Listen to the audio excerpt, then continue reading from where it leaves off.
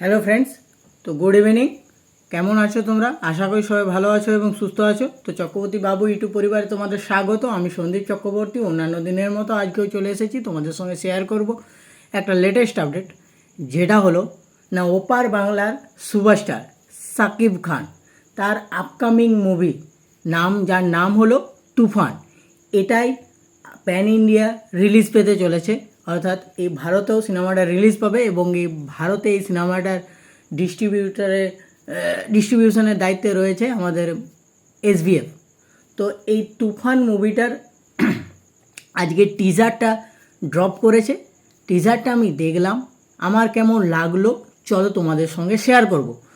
তো বন্ধুরা, যদি আমাকে এক কথায় বলতে বলা হয় যে এই তুফান মুভির টিজারটা কেমন লাগলো, তাহলে আমি বলবো আগুন আগুন লেগেছে বন্ধুরা, দারুণ, মানে গা গরম করে দেওয়ার মতো একটা টিজার। তো নাম যেমন তুফান, তেমনি তুফান আসছে, সত্যিই তুফান আসছে, এটুকুই বলবো। তো এই সামনের ঈদেই এই সিনেমাটা রিলিজ পেতে চলেছে, অর্থাৎ জুন মাসের 14 তারিখে মেবি, না 18 তারিখে মেবি এই সিনেমাটা রিলিজ পাবে।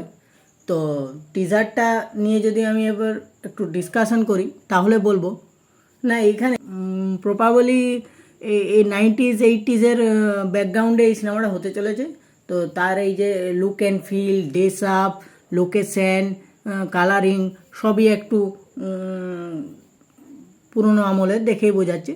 তো সাকিব খানের যে এখানে লুকটা দিয়েছে বন্ধুরা, সেই লুকটাতেই অর্ধেক ফিদা।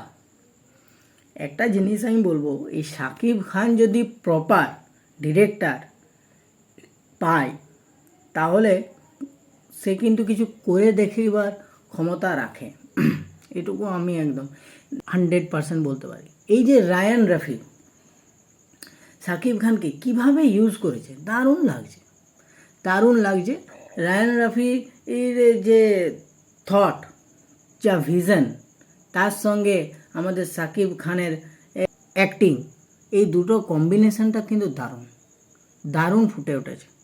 এখানে স্টার্টিং আছে যে সাকিব খান একটা মনোলগ দিচ্ছে যে এরপর দেশে তুফান যা বলবে সেটাই হবে, যা করিবে সেটাই হবে, এর ব্যতীত কিছু ঘটলে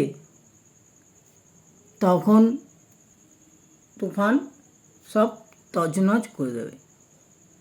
এটা এখানে একটা আরও মজার বিষয় হলো, এখানে কিন্তু সাধু ভাষার প্রয়োগ ঘটানো হয়েছে, যেটা আরও বিষয়টাকে ইউনিক করে তুলেছে। এখানে সাকিব খান যে মেশিন গানটা ইউজ করেছে, সেটাতে খুব সুন্দর লাগছে। এই টিজারটাতে, অর্থাৎ এই সিনেমাটাতে যে ব্যাকগ্রাউন্ড মিউজিকটা হতে চলেছে, সেটা কিন্তু বিরাটই লাগছে।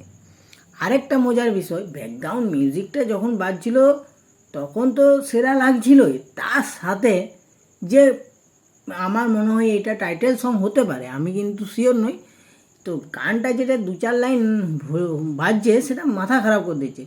গানটা আমি 2 লাইন যদি বলি, যে তুফান আসছে রে, তুফান আমাদের, এই যে লাইনটা, এই দুটো লাইন এত সুন্দর লাগছে।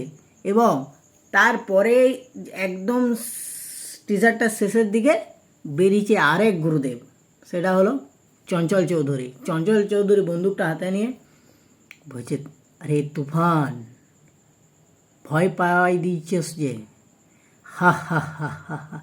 এই যে ডায়লগটা বলে হাসিটা দিল, ওইটাতে একদম সেরা দিয়েছে, চঞ্চল চৌধুরী একদম ফাটিয়ে দিয়েছে।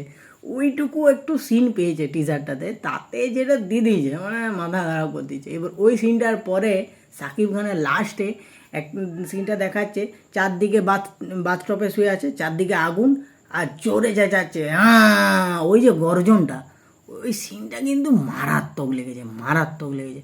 তো আমি একটা কথাই বলবো, এই তুফানের টিজারটা আমার খুব সুন্দর লেগেছে, মানে খুবই সুন্দর লেগেছে। এখনও অবধি বাংলা সিনেমায় যতগুলো টিজার দেখলাম, এই টিজারটা কিন্তু আমার বেস্ট লেগেছে। তো সিনেমাটা আশা করি আরও ভালো হবে, খুবই ভালো হবে।